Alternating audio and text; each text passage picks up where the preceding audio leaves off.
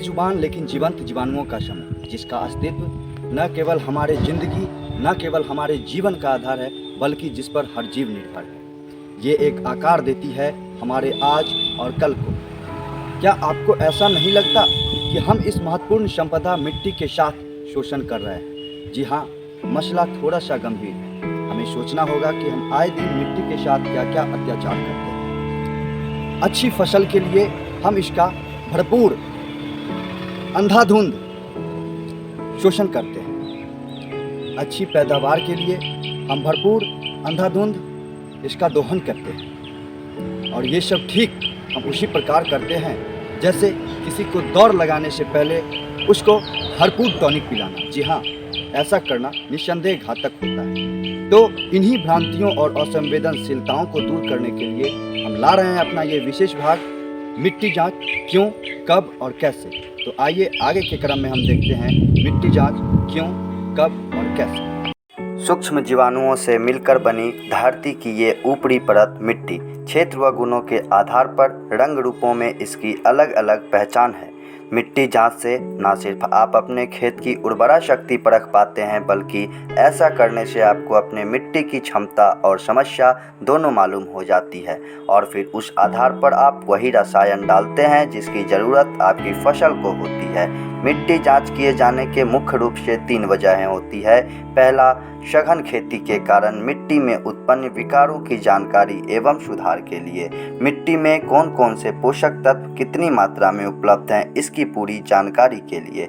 मिट्टी में बोई जाने वाली फसलों को कितनी मात्रा में पोषक तत्वों की आवश्यकता है तथा उनकी प्रबंधन की जानकारी के लिए। अब सवाल ये उठता है कि जांच के लिए मिट्टी का नमूना लिया कब जाए। तो आपको बता दें कि गर्मियों में रबी फसल की कटाई के बाद से लेकर खरीफ की बुआई के पहले तक मिट्टी का नमूना लिया जा सकता है, या जहां लगातार पूरे वर्ष फसलें ली जाती हो वहां कटाई के तुरंत बाद मिट्टी जांच के लिए नमूना लिया जा सकता है। मिट्टी जांच के लिए नमूना एकत्र करने के लिए आपको कुछ उपकरणों व सामग्रियों की भी आवश्यकता होगी, जैसे ऑगर, खुरपी, कुदाल, कपड़ा या पॉलीथीन बैग, टैग, सुतली, 1 मीटर लंबाई व 1 मीटर चौड़ाई का पॉलीथीन शीट और मार्कर। आइए अब नमूना लेने की विधि को समझ लेते हैं। सबसे पहले 1 एकड़ के क्षेत्र में लगभग 8 से 10 जगह से भी के आकार के 6 इंच गहरे गड्ढे बनाएं। इसके बाद खुरपी की सहायता से भी के आकार के किनारे से 1 सेंटीमीटर मोटे परत खुरचकर एक थैले में जमा कर लें।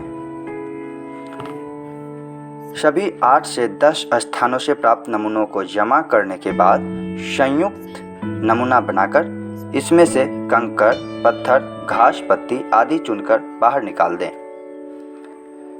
फिर एकत्रित मिट्टी को 1 मीटर लंबाई व 1 मीटर चौड़ाई पॉलीथीन शीट पर गोलाकार में फैलाकर 4 हिस्सों में बांट लें। अब 2 आमने सामने के हिस्सों को रखकर बाकी के 2 हिस्सों को फेंक दें। इस प्रक्रिया को तब तक करते रहें जब तक कि नमूनों की प्रक्रिया मृदा करीब 500 ग्राम तक न रह जाए।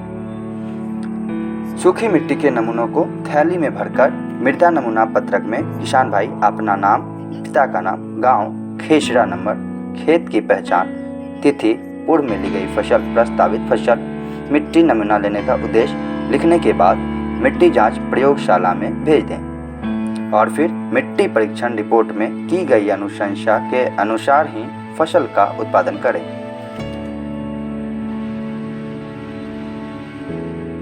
किसान भाइयों, जांच के लिए मिट्टी का नमूना लेते समय कुछ बातों का खास ख्याल रखना होता है, जैसे खाद या उर्वरक डाले गए स्थान से नमूना नहीं लेना चाहिए, वृक्षों के नीचे से नमूना नहीं लेना चाहिए, सिंचाई की नाली या मेड़ के बिल्कुल पास से नमूना नहीं लेना चाहिए।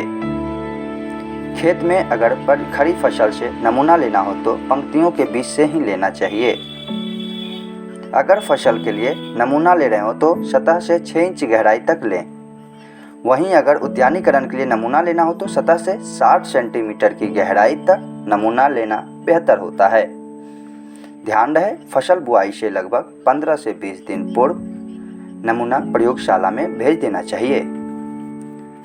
तो किसान भाइयों, अब आपके मन में ये सवाल जरूर आ रहा होगा कि ये नमूना कहाँ भेजना होता है और उसमें कितने पैसे लगते हैं।